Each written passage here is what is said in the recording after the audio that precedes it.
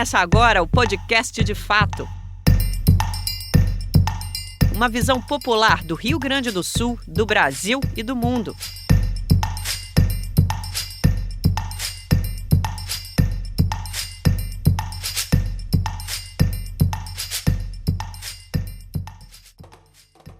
Olá, estamos entrando no ar com mais um podcast de fato.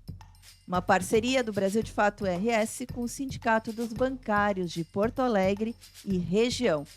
Gravado diretamente do Estúdio Hall, aqui no centro da capital gaúcha.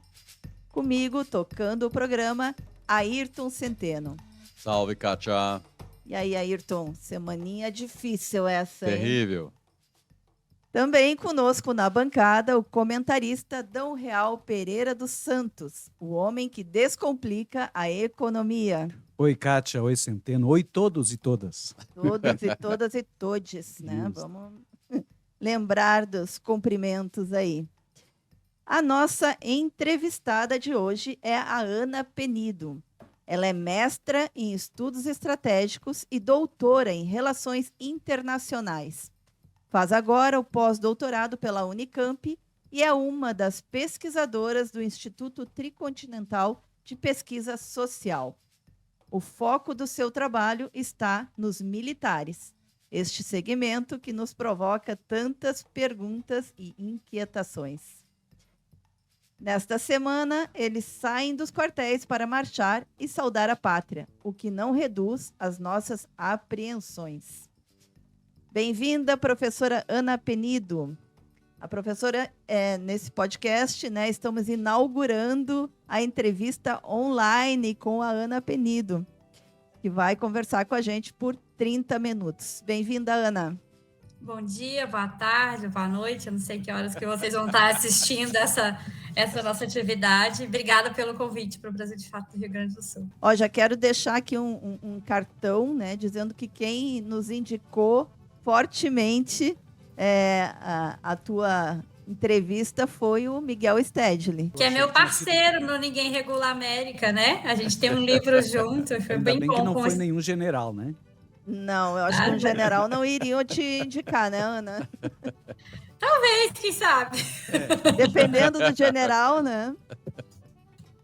Não, mas foi bom que eu aproveito para fazer a propaganda, porque a gente tem um livro junto que chama Ninguém Regula América, que saiu pela Expressão Popular, e que faz a discussão não especificamente sobre militares, mas sobre guerra, sobre estratégia, que tem um pouco a ver com os militares também, né? Com certeza. Bora lá então, Centeno, para o nosso bate-papo. Vamos lá. Ana, estamos na Semana da Pátria e é provável que em 2 séculos de comemoração da Semana da Pátria nunca tenha estado tão baixo, digamos assim, o prestígio dos militares perante a sociedade civil, perante o Brasil, vamos dizer assim. Você concorda com isso ou não? Bom, pelo menos desde quando a gente tem pesquisas de opinião, sim, a instituição militar está extremamente desmoralizada. Mas eu não gosto de associar a Semana da Pátria à instituição militar. E acho que é um erro a gente fazer isso como a gente sempre fez no Brasil, né? Acho que o Lula até falou sobre isso essa semana, de que os militares sequestraram o 7 de setembro, em alguma medida, como se fosse uma data de comemoração militar. E a independência brasileira é uma independência extremamente negociada. A gente não teve o engajamento de tropas em conflito com a nossa metrópole, igual outros países da América Latina viram, né? Então, assim, ela é eminentemente civil, negociada, conversada. Eu acho que é importante a gente celebrar, sim, essa primeira tentativa de independência, porque num conjunto de setores a gente continua dependente, né? Na economia principalmente, mas em outros também. Mas isso tem que ser uma atividade civil. Em outros países, esses desfiles são desfiles cívicos, não são desfiles militares. Então, assim, as escolas vão com as crianças. Eu participei de uma coisa desse tipo quando eu era criança, de soltar pomba em homenagem à paz, a nosso desejo de uma pátria de paz. Então, os gaúchos são muito cuidadosos com essa dimensão de preservar tradições. E acho que essa é uma tradição que vai precisar ser reinventada depois do governo Bolsonaro, né? Os nossos 200 anos foi uma parada militar / campanha de reeleição para o Bolsonaro. Então, acho que um dos desafios, entre os muitos que vão estar aí na agenda para o próximo período, é resgatar os nossos símbolos nacionais, como a bandeira, o hino, e isso inclui também resgatar o significado sincero do 7 de setembro. Aliás, Ana, todo 7 de setembro a gente tem, em paralelo ao desfile dos militares, o grito dos excluídos e das excluídas, né, que já acontece aí há muitos anos em todo o Brasil, que é uma forma da sociedade civil organizada, dos movimentos sociais, dos movimentos religiosos, né, também se expressarem no 7 de setembro. Exatamente. A Igreja Progressista, historicamente, sempre promoveu os gritos, né? E as organizações sempre se somaram também. Mas fica parecendo que é isso, é a atividade da sociedade civil que desfila depois que o desfile oficial acabou. Então, assim, como se de fato a comemoração oficial fosse uma comemoração militar. E no Brasil, em particular, não faz sentido esse raciocínio, porque no Brasil, em particular, a nossa independência não contou com o engajamento militar. Então, a gente não teve lutas pela nossa independência. O Exército Brasileiro se constitui na guerra contra o Paraguai. Então, de fato, uma outra dinâmica. Eles que sequestraram essa data como se fosse uma data de celebração deles. Então, eles começam a ensaiar, a preparar, e é um momento de propaganda, né? Assim, em muitas cidades, as famílias levam os filhos, as crianças, para ver os equipamentos militares desfilarem. Eu acho que realmente a gente devia, inclusive institucionalmente, em termos de memória, repensar qual que é o significado dessa data, não para a população de forma geral. Ana, uma das coisas que nos impressiona bastante em relação aos militares, e nós, acho que é preciso fazer um parêntese aqui, nós deixamos de saber o que passava na caserna depois que superamos os 21 anos de ditadura. Naquela época tinha, digamos assim, a imprensa, por exemplo, tinha setoristas militares, tinha muita gente estudando os militares, a imprensa estava atenta de quem seria o próximo presidente, entre aspas, e tal. Muito bem. Hoje, impressiona bastante quem está fora disso, quem não conhece o mundo militar, saber por que raios os militares embarcaram na canoa furada do Jair Messias Bolsonaro. Será que embarcaram por, digamos assim, falta de discernimento? Ou será que eles embarcaram sabendo que era mais ou menos isso mesmo e que eles queriam ser mais protagonistas do que estavam sendo no pós-ditadura? O que você acha disso? Eu acho que primeiro só fazendo um balanço sobre a gente, já que a pergunta começou por aí. Essa ideia de que o militar dentro do quartel não dá golpe, não, é um militar profissional, ele está dedicado às ações de defesa, ela é equivocada do ponto de vista histórico. Historicamente falando, os momentos de alta profissionalização das Forças Armadas foram também momentos de grande participação política. Então, assim, é um militar que está no quartel, é um militar que não dá golpe. Essa é uma lógica que não confere com a realidade, nem atual, nem historiograficamente falando. Isso vale também para o militar nacionalista.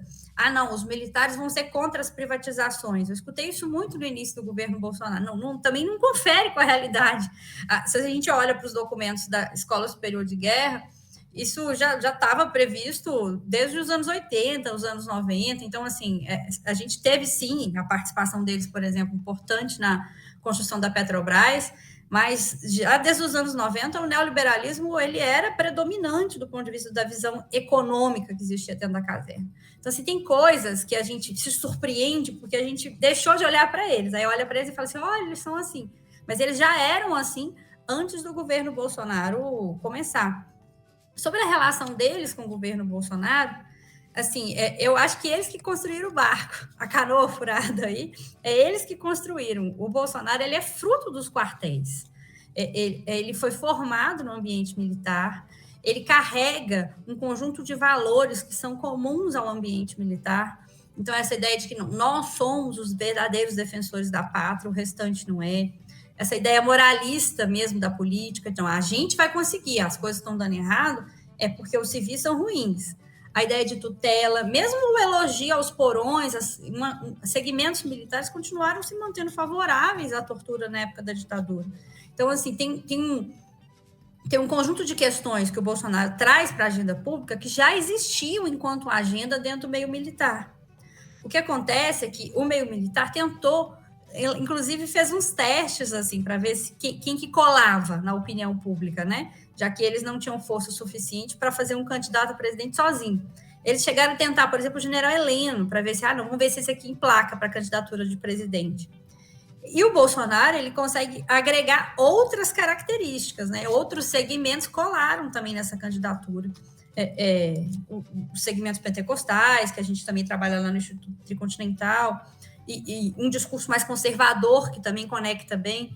Então, nesse sentido, eu acho que os militares construíram a canoa do Bolsonaro. A candidatura Jair Bolsonaro, ela seria inviável sem uma sustentação forte de segmentos militares. E o governo dele, então, eu nem digo. Eu brigava muito, porque todo mundo começava as análises assim, tem 3 alas em disputa no governo Bolsonaro.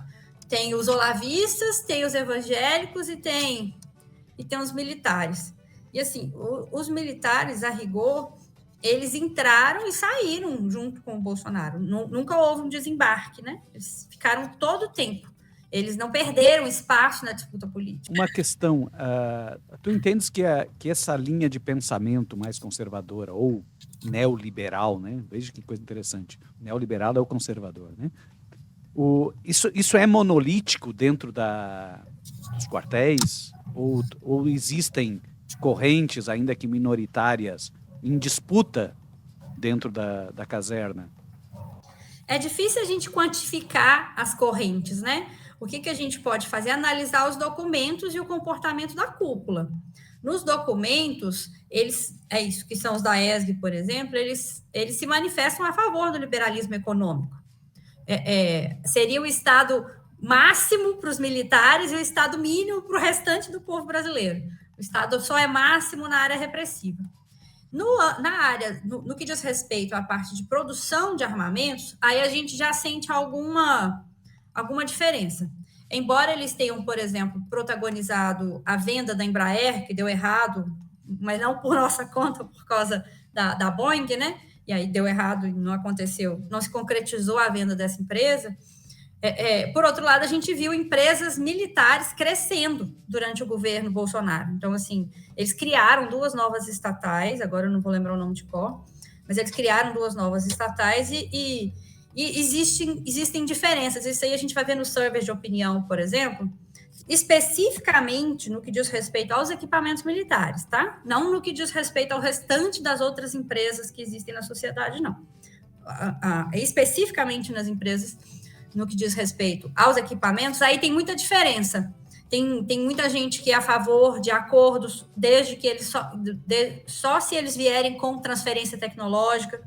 Aí também você vai ver trabalhos que apontam que não, a gente precisa comprar, e precisa sempre comprar da potência principal, que é os Estados Unidos, para tentar diminuir esse gap. A maior parte foi favorável, né? Assim, tanto que se viabilizou o acordo de Alcântara. Então, assim, para as outras áreas da sociedade, a opinião deles é quase uníssona, no sentido do liberalismo. Muitos generais do Exército Brasileiro fazem o curso, por exemplo, na Fundação Getúlio Vargas, de MBA. Então, eles nem fazem o curso, eles não pensam a economia a partir de uma leitura do que é a economia pública, né? Eles pensam numa lógica do gestor da economia privada, que é a lógica da Fundação Getúlio Vargas. Então, assim, nessa cúpula militar, que é quem decide a política econômica na prática para o restante, né? A gente não tem pesquisas sobre percepção entre praças. Eu estou falando só dessa cúpula de cima, né? A percepção geral da economia é bem próxima do que é o liberalismo mesmo. O que é muito engraçado, né? Porque, assim, eles são instrumentos do Estado. Um Estado forte, em última instância, é bom para eles. Exatamente. Agora, pois é, isso justamente que eu ia te perguntar. Como é que se coaduna, digamos assim, essa questão do liberalismo ou do neoliberalismo, que seja, professado por eles, com a ideia de defesa da soberania do país? Então, se eles não existem para defender o país enquanto país soberano, para que eles servem? O que soberania, o que eles entendem por soberania? Essa eu acho que é uma excelente pergunta, Ayrton, porque eu já me fiz essa pergunta várias vezes também, no sentido assim de, e aí? Eu acho que eles têm uma noção de soberania muito vinculada a uma noção de geopolítica muito antiga, que é aquela noção do território estrito sensu, assim. Então, se você não está invadindo, se um outro Estado nacional não está invadindo as fronteiras do meu Estado nacional, a minha fronteira está sendo preservada. É uma leitura seletiva do que é uma ameaça ou o que não é uma ameaça para o nosso território. Vou dar um exemplo da Amazônia. Restritiva, altamente restritiva, né? Porque a soberania deles parece que apenas se depende na fronteira, né? Exatamente. E mesmo assim, depende também de quem é que eventualmente esteja ameaçando essa soberania. Vou dar um exemplo da Amazônia, porque eles falam muito sobre isso, né? A gente até tem mais de um dossiê no Tricontinental que trata disso, é um tema importante para o governo, que colocou a agenda ambiental como uma das agendas prioritárias. Mas no caso da Amazônia especificamente, tem pelo menos 2 segmentos que atuam na Amazônia e que eles olham para esses segmentos de forma completamente distinta. Se a gente for olhar o olhar deles para as mineradoras canadenses, por exemplo, que atuam ali naquele território, não existe uma leitura de que as mineradoras estão em alguma medida, ameaçando a nossa soberania. Então, a venda de terras para estrangeiros, por exemplo, uma pauta aí próxima do campo popular, da via campesina, não é uma questão tão relevante para eles do ponto de vista da soberania. Mas eles, é isso, na seletividade você escolhe, eles sempre trazem a questão das ONGs, né? As ONGs e as igrejas que atuam ali naquele território. A própria igreja é uma coisa muito engraçada, a leitura que eles têm. Porque eles não têm uma leitura de que os pastores que atuam atualmente em algumas comunidades indígenas são ameaças à soberania. Mas eles tinham uma leitura de que os militantes vinculados à Igreja Progressista, à Teologia da Libertação, que atuavam lá também fazendo esse trabalho de evangelização, eram ameaças à soberania. Por isso que eu estou falando que é uma leitura muito seletiva do que é soberania e muito focada na dimensão territorial, de fronteira, sabe? Soberania econômica, soberania política, o seu poder de emitir uma moeda, né? Assim, o que significa a sua moeda ser lastreada? O que o BRICS está revolucionando o mundo? Não é porque invadiu o território de alguém, né? Não jogou bomba em lugar nenhum. Concretamente, está mexendo em estruturas financeiras que dizem respeito à economia. Acho que tem a ver com uma leitura de guerra meio ultrapassada também, né? Porque como que está sendo a guerra na Ucrânia? A dimensão financeira é central. As sanções contra a Rússia são centrais, né? Eu acho que a gente trabalha na dimensão de soberania popular no sentido de como que a gente fortalece o Estado para atuar nesse cenário internacional e também como que a gente fortalece os setores populares para dirigir o nosso Estado nacional. Teve dentro das Forças Armadas uma certa intelectualidade, né? Teve generais como o Nelson Werneck Sodré pela esquerda ou o Golbery de Couto e Silva pela direita. Mesmo na ditadura militar, quando, né, foi dado o golpe, tu tinha militares contra a ditadura, né? Enfim, podemos lembrar aí o próprio Lamarca e outros, né, que resistiram à ditadura militar. O que aconteceu dentro das Forças Armadas, né? O que ocorreu para se chegar ao que se tem hoje? Sobre os militares na ditadura, a pessoa tem um documentário do Silvio Tendler muito legal, que chama Os Militares que Disseram Não. Então fica aí também como dica cultural, né, para variar das leituras mais acadêmicas. É bem legal esse documentário. O que aconteceu? Embora a gente ache que os setores populares, assim, proporcionalmente falando, foram os setores mais afetados em 64. Mas todas as pesquisas, mais na ponta do lápis mesmo, têm indicado que o segmento que mais sofreu, e logo assim que aconteceu o golpe, o segmento que mais sofreu foram os segmentos militares. Antes deles partirem para a limpa na sociedade, eles fizeram uma limpa dentro de casa. E aí limparam tudo se imaginar. seja tirando essas pessoas, e aí não é só comunista não, viu, gente? Tirou todo mundo. Comunista, nacionalista, progressista, cristão, etc., que não tivessem aquele pensamento ali de apoio ao que foi a ditadura, sofreram muitas perseguições, né? Hoje já tem um conjunto de pesquisas da Comissão Nacional da Verdade que indicam esse sentido, de que foi um segmento que sofreu uma limpa muito grande. Então, foram feitas reformas nas escolas, foram feitas reformas nas carreiras. Até 64, você vai ver que os militares, eles espelhavam, de certa maneira, as discussões predominantes na sociedade. Então, você tinha militares que eram diversificados ideologicamente. E a gente só fica bom, você só vira um bom intelectual, a rigor, quando você se expõe a pensamentos diferentes, né? Quando você lê sempre a mesma coisa, só conversa com as mesmas pessoas que pensam igual a você fica um intelectual mais frágil, porque você faz as mesmas perguntas. Então, assim, não funciona. Até 64, eles tinham muitas diferenças entre eles. Não eram diferenças que necessariamente acabavam com a coesão em termos de doutrina, né, militar, mas eram diferenças do ponto de vista de como que eles viam o mundo. Muitos estudos que olhavam para o clube militar apontavam exatamente isso. E essas diferenças faz com que os intelectuais sejam melhores, né? Você deu dois grandes exemplos. O Golbery é o intelectual da geopolítica que a gente lê até hoje, e o Nelson Werneck Sodré também, seja do ponto de vista de pensar a história para dentro da caserna, seja de pensar uma leitura de Brasil. Então, tem um pouco isso. Desde 64 para cá, o ambiente entre eles ficou extremamente hermético. Então, não quer dizer que eles são iguais, que todo mundo é igual, pensa igual, faz igual e anda igual.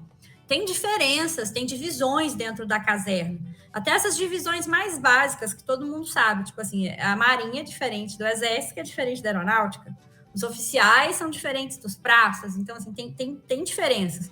Mas, do ponto de vista do coração ideológico, as questões de fato, foram ficando muito parecidas. Por causa disso, porque eles limparam e tiraram de dentro o que tinha. E dois, porque durante a ditadura e depois da ditadura, o que aconteceu? Eles foram ficando restritos aos quartéis. E aí um intelectual maravilhoso, que falecido recentemente, o José Murilo de Carvalho, ele tinha até uma expressão, que eles formavam um Estado dentro de um Estado. Então é isso, você acorda junto, dorme junto, casa entre si, vai para o mesmo hospital, vai para a mesma escola. Você é pouco exposto para o debate de ideias, sabe? E aí é difícil até a gente mensurar algumas coisas. Tipo, essa semana, eu tô assim, gente, como assim, né? Os militares na janela, todo mundo perguntando, a imprensa cobrindo, dando pau para tudo quanto é lado, um monte de denúncia. 7 de setembro, pauta polêmica, e a Marinha faz um campeonato de golfe. Golfe! Ana, eu vi uma entrevista tua na revista Ópera que me chamou muita atenção e eu acho até bastante assustadora, porque essa mentalidade militar, tu estava tratando como ela se forma, né? Então, tu dizes, por exemplo, que a farda vai acabar funcionando, digamos, pelo processo que existe dentro da instituição, como uma segunda pele. E que a pessoa que entra, o sujeito que entra para a carreira militar, especialmente o oficialato, ele é, digamos assim, moldado, remoldado dentro dessa instituição e, digamos assim, como uma esponja, ele absorve esses valores dessa instituição, o que nos coloca um problema muito complicado pela frente, ou não? Coloca o problema da socialização, assim, é uma segunda pele mesmo. Isso eu estou falando para os oficiais, novamente repito. Como é que funciona, assim? Primeiro que você passa numa prova que é extremamente difícil. Então, quem entra, já entra, poxa, eu sou muito bom, porque eu passei numa prova muito foda. E é extremamente concorrido entrar para a MAN, por exemplo. 2, em média, varia nos 40%, são filhos de militares. Não necessariamente de oficiais, porque essa é uma mudança que a gente viu nos últimos 20 anos. Igual a classe trabalhadora chegou na universidade, os filhos de militares de baixas patentes também chegaram na AMAN. Então, continua a endogenia, né? Endogenia, gente, é essa característica de... sabe aquela coisa que médico tem? Que seu pai é médico, seu avô é médico, seu tio é médico. Militar é a mesma coisa. O meu avô foi militar, o meu tio é general, não sei o quê. Então, você vai também seguir naquela mesma carreira que seus pais seguiram. O que foi mudando é isso, que passaram a militares de baixas, filhos de militares de baixas patentes também passaram a conseguir entrar na academia militar. Chega lá, você toma um trote, vai dar aqueles assim, bem tomado. E você é exposto todo o tempo a situações de extrema tensão. Isso vai criando um vínculo muito forte entre aquelas pessoas que ficam ali 24 horas juntas. Isso, e é 24 horas. Lá funciona por regime de internato. Então, não é igual na universidade, que você vai, fica lá o dia inteiro, vai embora para sua casa, aí você tem sua turma do futebol, sua turma da igreja, sua turma da balada, e tanto faz. Não, a sua turma é a mesma. Você vai fazer tudo junto. Você tem todo o seu dia controlado. Tem gente que, inclusive, fala que chama de instituição total, né? Você tem o seu dia controlado das 6 horas da manhã às 11 horas da noite por 4 anos. Então, assim, você vai... É muito difícil você tirar essa farda, né? Ela vira mesmo uma segunda pele. Você ganha outro nome, que é isso. No seu brevet, você não vai chamar Ana, você vai chamar Penido. Tudo vai acontecendo assim. E nesse processo, a doutrina, o pensamento do militar, ele vai se moldando, né? Em alguma medida, o que todo mundo fala muito sobre educação e os currículos, a principal dimensão é essa, de o que é ser um militar. A principal questão não é eles aprenderem português, matemática, não é isso que eles estão aprendendo lá. Eles estão aprendendo o que é ser um militar, como se espera ser um militar. Não é uma profissão, né? Não é profissão, é um ser. É um ser, é uma vocação, assim, eles entendem quase como se fosse você escolheu entrar para a igreja. Eles a cúpula, né? Porque as pesquisas que a gente faz sobre por que você tenta, a maior parte não, é igual você tentou qualquer carreira pública boa. Paga super bem, tem um conjunto de facilidades na carreira, então, assim, é ótimo. Quem faz essa escolha não está fazendo uma escolha equivocada, não. Está fazendo uma escolha no sentido de pensar mesmo uma boa carreira pública com estabilidade, que paga bem. Deixa ainda mais assustada com as escolas militares e a militarização da educação, né? Mas pode ficar desesperada. Começa ainda mais cedo, né? E pega a criança, né? Mas muitos desses jovens que entram para a mão, por serem filhos de militares, eles nunca nem passaram por uma escola civil. Eles começaram e ficaram a vida inteira só em escolas militares, né? A militarização da educação. Aí tem muitas coisas nesse meio, porque a gente fala de escola militar, mas tem um monte de tipo de escola militar. Tem a escola militar, que é a tradicional, que é essa dos filhos dos militares, o colégio aí de Porto Alegre é uma das referências, né? Por produzir grandes ditadores na nossa história do Brasil. Mas a gente... Temos essa...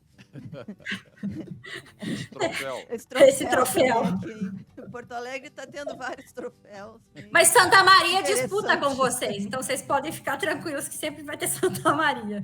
Desculpa a piada, mas assim, porque esse é um tipo de colégio militar. Mas além desses, a gente vai ter os vinculados às polícias, que as pessoas também chamam de colégio militar, mas aí já muda um monte de coisa, muda quem entra, como entra, qual que é o financiamento que aquela escola recebe. E teve o PSIM, que é o plano de militarização das escolas que o Bolsonaro lançou, que esse aí, gente, é a militarização para pobre. Porque aí tudo que tinha de bom nas escolas militares, por exemplo, o orçamento, que é quase 3 vezes maior numa escola militar, por isso que a escola militar é boa, porque ela tem dinheiro e ela recruta os melhores alunos, porque ela faz prova para entrada. Então, os que entram já são melhores. E os que entram já entram ali para ter 3 vezes maior investimento neles, né? Essa parte não tinha no PSIM do Bolsonaro. A parte do PSIM do Bolsonaro tinha só o militar passeando lá no corredor da escola, ganhando bem, mas só ele, porque o restante do investimento que uma escola militar recebe não foi para essas escolas militarizadas pelo PSIM. Ana, uma das coisas que nos surpreende, ou nem surpreende tanto assim, tem uma foto que circula aí pela internet há algum tempo atrás, do alto comando do Exército. Estão sentados ao longo de uma mesa, tem umas 20 pessoas, e chama a atenção que são todos brancos. Né? Há uma permeabilidade suave, digamos assim, na sociedade brasileira nos últimos tempos, que permite que negros assumam posições de mais destaque do que estavam ocupando até então. Mas eu te pergunto, como é isso no Exército? Ou nas Forças Armadas? Bom, a primeira ausência... No oficialato, no alto, no topo da carreira, eu digo. A primeira ausência, assim, é isso. Tem um negro, na verdade, que é na aeronáutica. Mas não tem mulher, né? Não são 50% da população brasileira. E não tem mulher e não dá para ter, tá, gente? Porque da forma como está a legislação hoje, as mulheres passaram a poder entrar na AMAN a partir de uma lei que a Dilma promulgou, mas eles reinterpretaram a lei com o jeitinho deles, nessa lógica de, não, as mulheres podem entrar então, mas podem entrar em determinadas armas, em determinados segmentos, que não são aqueles que te proporcionam ir para a 4ª estrela. Então, assim, tem mulheres oficiais, tem mulheres generais na Marinha já, mas é isso, a questão é 4 estrelas, quem que manda? E aí aquela mesa ali não dá para ter uma mulher, nem se a gente quiser daqui a 30 anos, porque da forma como as coisas estão organizadas hoje é assim. Mas com relação à questão racial, ela, assim, aquela ali é a cara do Exército Brasileiro, nesse sentido é a cara da sociedade também, né? Quem que historicamente vai ascendendo as carreiras aos espaços de destaque? Os militares são majoritariamente negros nas baixas patentes, né? Principalmente entre os praças. Em alguns lugares, inclusive indígenas. Se você vai olhar para o efetivo no norte do Brasil, tem um componente indígena muito forte entre os soldados. Embora você não tenha oficiais indígenas, né? Mas tem muitos soldados indígenas atuando também no norte do Brasil. Em teoria, não tem nenhum critério de filtro, né? Então, assim, em teoria, todo mundo que conseguir entrar na AMAN, eles vão conseguir ascender. Existem cotas também. Então, em algum momento, também vai ter um processo de ascensão. O principal funil no mundo militar é no funil que pula de coronel para general. Que até coronel, assim, se você não fizer nada muito errado, você vai andando.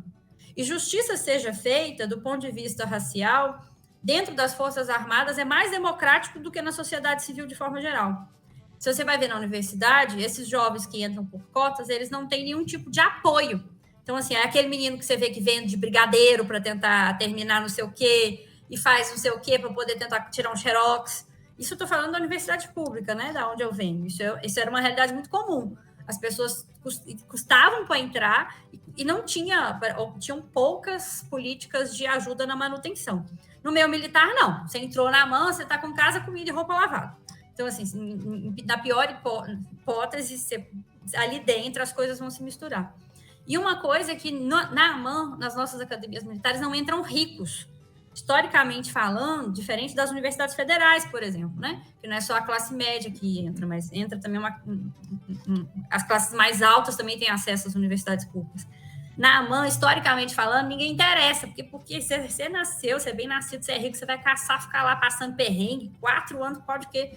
Então, assim, historicamente falando, quem entram são as camadas médias e as camadas até C e D da população que conseguem entrar na AMAN. Então, nesse sentido, lá dentro, a concorrência, inclusive, é mais leal do que fora, em que a concorrência é mais desleal, né, para essa turma entrar. A questão do funil não é tanto étnico-racial, a questão do funil é extremamente ideológica e de apadrinhamento.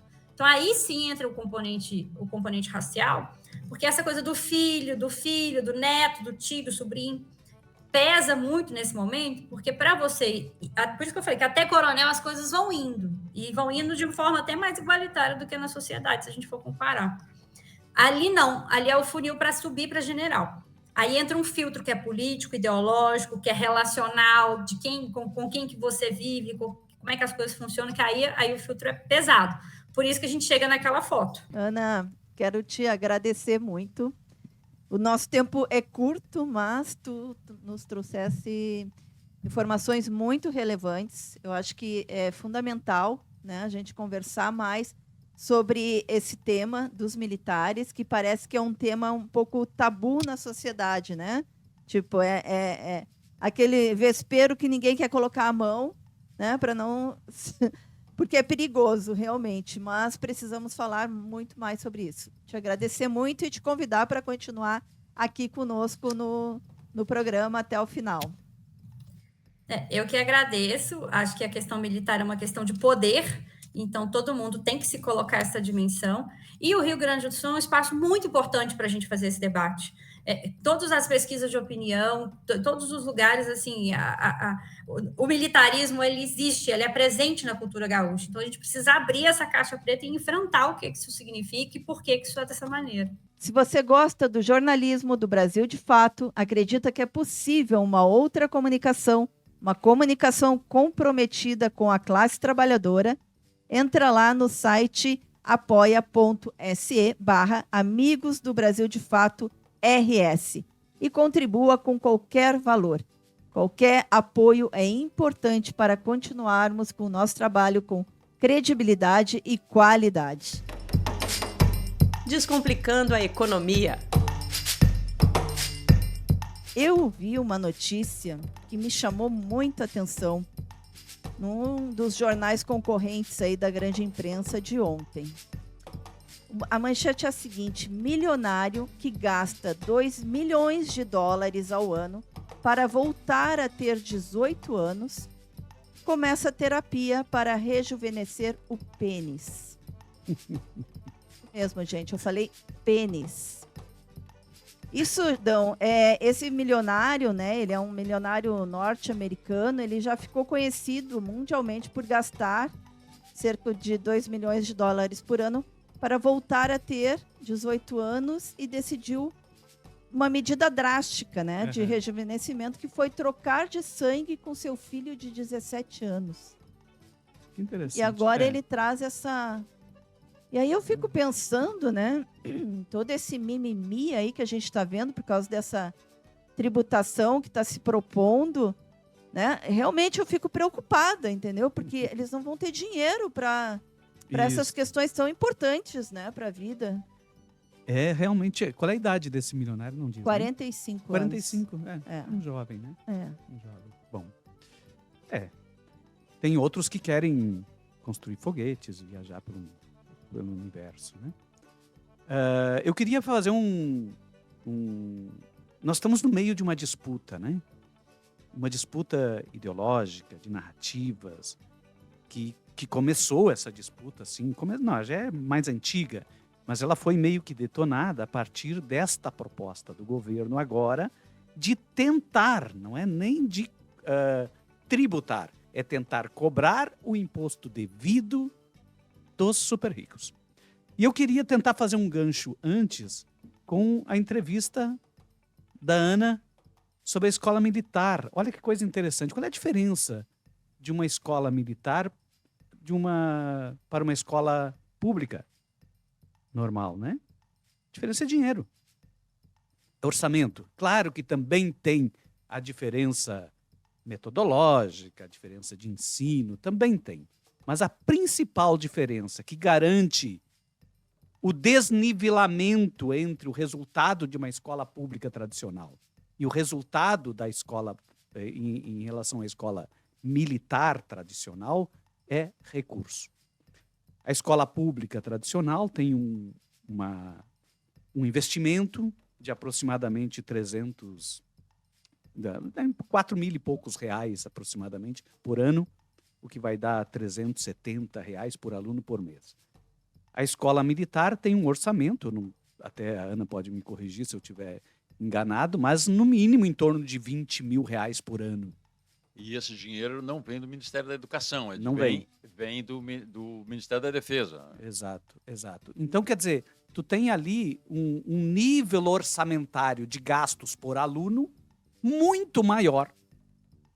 E, claro, evidentemente, isso que vai gerar uma diferença em termos de acesso a oportunidades, né? Mesmo que o aluno da escola militar não siga a carreira militar, ele é preparado muito melhor para o mercado, para o trabalho, né? Do que os alunos das escolas públicas tradicionais.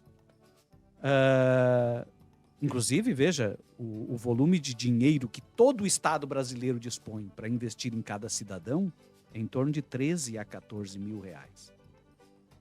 E na escola militar se gasta aproximadamente 20 mil reais por aluno por ano. Né? Então, é muito mais do que a disponibilidade que o Estado tem para todo o resto. Bom, mas vamos voltar ao tema, que é o tema que está em disputa, o tema da narrativa, né? O Brasil quer tributar os ricos. Não, por enquanto não. Por enquanto não. Por enquanto queremos combater a sonegação. As medidas, o governo ele apresentou uma proposta que foi aprovada de um novo arcabouço fiscal para substituir o congelamento de gastos da Emenda Constitucional 95. E nesse arcabouço fiscal, a elevação dos gastos depende de arrecadação de tributos. Então, se eu consigo aumentar o volume de arrecadação, eu consigo ampliar os gastos sociais, os gastos com saúde, os gastos com educação, os gastos em infraestrutura, salário de servidores, tudo isso eu consigo ampliar se eu tiver aumento de arrecadação. E o governo, para poder aprovar esse arcabouço, ele se compromete com o equilíbrio fiscal. Ou seja, ele se compromete com a premissa de que não vai gastar mais do que arrecada. É um compromisso de equilíbrio. Como é que se cumpre o equilíbrio fiscal? Tem 3 maneiras mais comuns. Primeira, cobrar de quem deve. Cobra tributos de quem deve, e aí eu tenho mais arrecadação. Segunda, cobra de quem paga menos. Cobrar de quem deve não é cobrar de quem paga menos. Cobrar de quem paga menos é aumentar tributos de quem é subtributado. Então, vamos ver, essas 2 medidas, bem ou mal, elas atingem ou afetam os super ricos. Os super ricos é que pagam menos do que devem. Eles devem, mas não pagam. Eles têm muitos mecanismos para não pagar. Fugas, né? Espaços de fugas, que eles mesmos criaram na legislação. Um desses espaços é esses fundos exclusivos, que a gente está querendo fechar a brecha para que eles paguem que nem os outros. Outro espaço são as offshore, aquelas empresas fictícias que eles criam em paraísos fiscais. São espaços onde eles conseguem, mesmo o tributo baixinho que eles têm que pagar, eles conseguem fugir. Essa empresa, só para ilustrar, essas empresas nos paraísos fiscais são uma caixa de correspondência.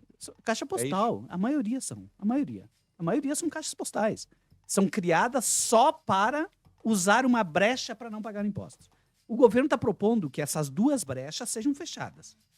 Logo, não está aumentando tributos, está fazendo com que aquele tributo devido seja pago.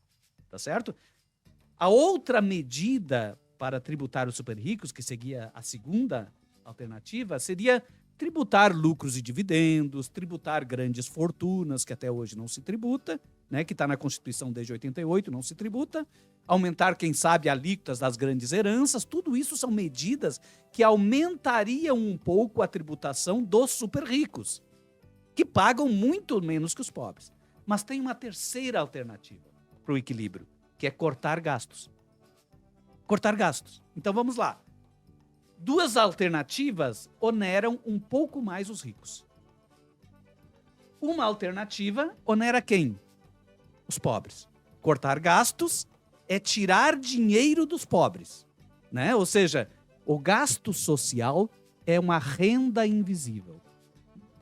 O que o governo investe na educação é uma renda que ele disponibiliza às pessoas que utilizam a escola pública.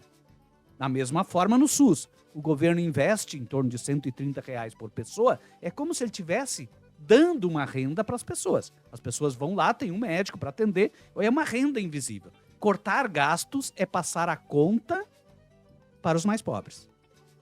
Tributar os mais ricos ou cobrar dos mais ricos aquilo que eles devem é passar a conta para os mais ricos. Esta é a escolha. O governo optou pelas 2 primeiras para não cortar gastos. O que o deputado Arthur Lira declarou agora essa semana? Semana passada ele declarou. O Congresso não vai autorizar aumento de tributos. Ele disse, há uma mobilização no parlamento enorme para que esta primeira medida apresentada pelo governo, que não é uma medida de aumento de tributo sobre os mais ricos, mas simplesmente de poder cobrar o tributo que o mais rico deve, a primeira medida tem que ser rejeitada. Eles estão trabalhando para ela ser rejeitada. Por que ela tem que ser rejeitada? Porque se ela for aprovada, abre o caminho para a segunda medida, que era aumentar realmente a tributação dos mais ricos. Então, eles estão se mobilizando de forma muito intensa agora para dizer o seguinte: a prioridade não é cobrar tributos. A prioridade é cortar gastos. Ora, se a prioridade é cortar gastos, eles escolheram quem deve pagar a conta. Os mais pobres é que deverão pagar a conta do equilíbrio fiscal. Ponto. É isso que eles estão dizendo. A menos que a gente consiga, os mais pobres, dizerem o contrário, é isso que vai passar. Ou seja, não aprova a medida que o governo quer e corta gastos que são exatamente os gastos aonde? Vão cortar o gasto da escola militar? Com certeza não. Vão cortar aquele gasto da escola pública, vão cortar aquele gasto do SUS, vão cortar o gasto de investimento, da Previdência, e quem vai pagar esta conta do equilíbrio fiscal serão, de novo, né, os mais pobres. Então, é importante que as pessoas entrem nessa disputa, né, e entendam que essa narrativa é uma narrativa de privilégios dos mais ricos, de privilégios dos super ricos, desse super rico aí que quer que sobre um dinheirinho, né, para poder rejuvenescer seus órgãos, né? Então, é mais ou menos isso. A disputa, ela é uma disputa muito mais ideológica do que econômica, é uma disputa política que está no parlamento hoje. Né? Pois é. Mas não é pecado ser rico, né? E dizem eles, né? É Interessante não é que pecado. essa matéria que saiu na Folha, né? A gente não pode fazer propaganda, Não, né? Na não, verdade, não, é uma vamos falar da concorrência. Isso, é uma antipropaganda, é uma matéria absolutamente incorreta, falaciosa. Ela compara alho com cebola. Nem alho com cebola porque são parecidos. Compara alho com cenoura. É totalmente diferente. Eles fizeram uma matéria ali que não tem nexo, né? Para dizer que cobrar o tributo devido se quem deve é o rico é um pecado. Enquanto isso, 7,5 milhões de brasileiros vivem com renda domiciliar per capita inferior a R$ 150 por mês, segundo o Observatório Brasileiro das Desigualdades, de 2023. Prensa na imprensa. Pois é. Hoje, diante, digamos, desse desastre climático que está acontecendo essa semana, que começou no final da semana passada no Rio Grande do Sul, a minha reflexão a respeito do papel da imprensa é a seguinte: eu acho muito meritório que a imprensa faça o que está fazendo nesse momento, depois do desastre ocorrido, depois de, né, mas o papel da imprensa vai além da cobertura e, digamos assim, inclusive de instruções para as pessoas evitarem a estrada X, as pessoas fazerem doações, enfim, advertirem que determinados rios estão crescendo, as pessoas têm que sair de casa, enfim, tudo isso é papel da imprensa. O que me chama a atenção, o que me faz voltar a esse tema, entrar nesse tema, é basicamente o seguinte: eu acho que a imprensa é protagonista nesse assunto, mas ela não pode ser protagonista apenas depois do fato consumado. Eu acho que essa questão que nós estamos vivendo, e eu vou registrar brevemente o seguinte: esse é o quarto ciclone que está acontecendo este ano no Rio Grande do Sul, né? Com dezenas de mortes. Muito bem. O que eu quero dizer com isso? Eu quero dizer que a imprensa, como esses acontecimentos não são acontecimentos apenas no Rio Grande do Sul, estão acontecendo na Europa, nos Estados Unidos, estão acontecendo no Canadá, estão acontecendo em vários estados do Brasil, estão acontecendo no mundo inteiro. Muito bem. Esses acontecimentos, eles têm uma ligação, um link comum. E acho que a imprensa tem o dever de investigar essa ligação e deixar claro, né, especialmente depois de 4 anos de um governo negacionista climático e negacionista de diversos negacionismos. Eu acho que o papel da imprensa hoje é negar o negacionismo. Negar o negacionismo por exemplo, investigar, junto, talvez, da universidade, os vínculos entre esses acontecimentos dramáticos e que possui entre eles, né, a questão do aquecimento global. Essa questão não pode ser colocada em caixinhas diferentes. Eu acho que, não só nesse assunto, mas em outros assuntos também, eu acho que é fundamental, um dos papéis fundamentais da imprensa é contextualizar. A imprensa precisa com que as pessoas entendam o que está acontecendo. E aqui eu faço um parêntese. Não tem nada a ver com o que eu estou falando agora, mas é um parêntese que eu acho que é bastante elucidativo. Contextualização. É o seguinte, nos últimos 50 anos, toda semana, ou quase toda semana, o Jornal Nacional, TV Globo, ele tem alguma notícia sobre o conflito árabe-israelense. Muito bem, eu pergunto o seguinte, será que a massa dos telespectadores do Jornal Nacional tem a menor ideia do que se trata o conflito árabe-israelense, por que ele existe, quais são os seus motivos, de um lado e de outro? Ninguém tem. Por quê? Porque falta contextualização. Nesse caso, do que está acontecendo aqui, desse desastre, do ciclone, é preciso contextualizar. Eu acho, inclusive, que os grandes jornais que têm recursos para isso, apesar digamos assim, da mídia empresarial estar, digamos, em refluxo, com dificuldades, é fundamental criar uma editoria de clima. Porque essa questão que nós estamos enfrentando e vamos enfrentar cada vez mais frequentemente, essa questão, ela tem, digamos, várias interfaces. Tem a interface, digamos assim, climática, mas tem a interface política, a interface econômica, a interface social, questão a de interface desenvolvimento, comportamental, a tudo isso, entende? Então a imprensa, ela não pode fugir disso, de contextualizar, explicar para as pessoas como um gesto seu ou de uma empresa, enfim, deve existir para que essas coisas não continuem acontecendo, ou pelo menos amenize, ou pelo menos se atrase o que está Mas aí acontecendo. tem que haver uma mudança de rota, né? Exatamente. E aí eu fico rota. me questionando assim, muitos donos de grandes jornais também são donos de grandes construtoras. Exatamente. Então a gente está vendo aí que tem interesses, como diria o Brizola, né? Como diria o engenheiro. Mas, para finalizar, é o seguinte, cada vez que um prefeito, por exemplo, o prefeito resolve derrubar metade de um parque, entende? Isso tem a ver com outros acontecimentos similares. Isso vai exacerbar os nossos problemas. Quando ele atende muito mais o grande empresariado do que atende o eleitor, ou a massa dos eleitores, ele está indo no sentido errado. Quando ele favorece o transporte individual contra o transporte coletivo, ele está indo no sentido errado. Então, é tudo isso, né? As pessoas precisam entender o que está acontecendo e qual é o papel delas para tentar reduzir, pelo menos, todo esse drama. É isso aí.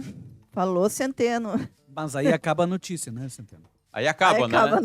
E acaba o financiamento. Acaba, né?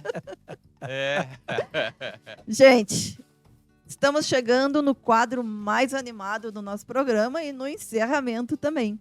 Mas antes disso, não esqueça de curtir, compartilhar e comentar. Manda teu feedback, tua sugestão, se está gostando ou não do nosso programa. Figuraça da semana. Olha, como sempre, eu inicio votando. A minha figuraça da semana é ao mesmo tempo uma homenagem, né? A minha figuraça da semana é o José Gregori, que foi ministro do governo Fernando Henrique, que foi, antes disso, já um defensor do preso político durante a ditadura e foi um grande batalhador pelos direitos humanos, né? Então, e que morreu essa semana, né? Então, meu voto vai para ele, para o José Gregori, que é o meu candidato. Sabe, Ayrton, que quando eu vi o teu voto, assim, eu fiquei muito inclinada a te acompanhar. Só que tem um fato essa semana que não dá para deixar passar, que é a posse do presidente Lula como presidente dos BRICS. Estamos vendo o mundo se transformar. É um bom voto. É isso, então, é isso que tu queres que eu te diga, né? É um bom voto. Tá bom. Muito bom, muito bom. Eu não sei, a Ana vai desempatar? Ana, tu tem aí uma figuraça da semana para indicar? Tenho, mas é outra pessoa. Mas pode indicar, vai que ser. nos convença, né? Isso. O meu voto vai para Maria Quitéria, já que é 7 de setembro. Eu acho que é bem importante a gente repensar qual que é a nossa memória histórica, quem são as pessoas que de fato se engajaram na luta pela independência do Brasil. Uma baiana, uma mulher que teve que fingir que era homem para poder defender as coisas que ela acreditava, brigou com a família. Então, assim, tem relatos aí historiográficos, meu voto vai para ela. Tô gostando do teu voto.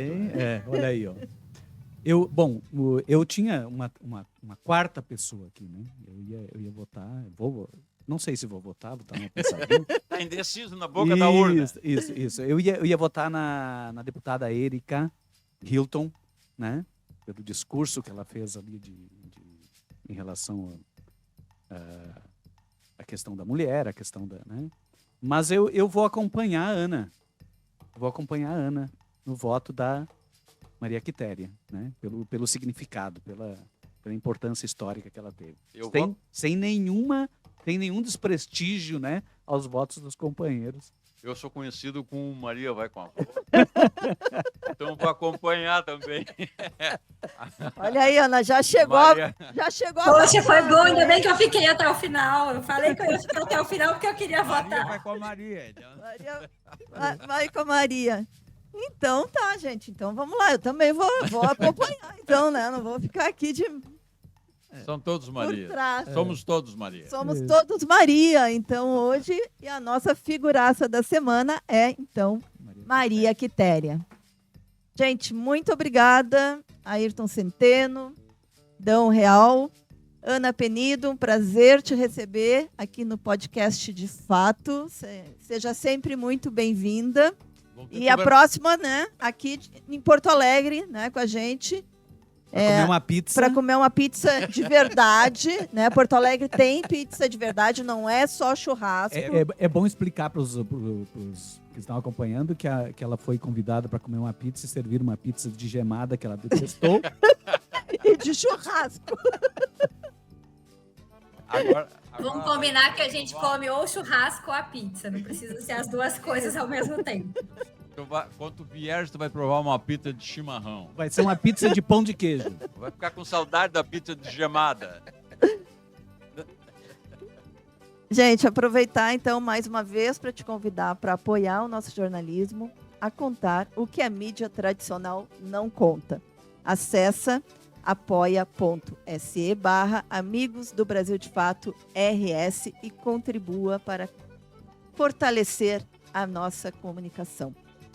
E lembrando que se você tem um recadinho para a gente, crítica ou sugestão de pauta, entre em contato com a nossa redação no e-mail redacalrs@brasildefato.com.br ou pelas redes do Brasil de Fato RS. E a gente termina por aqui. Até a semana que vem com mais entrevista, análises e pitacos diversos. Até mais, meu povo. Você ouviu o podcast De Fato, uma produção do Brasil de Fato, Rio Grande do Sul.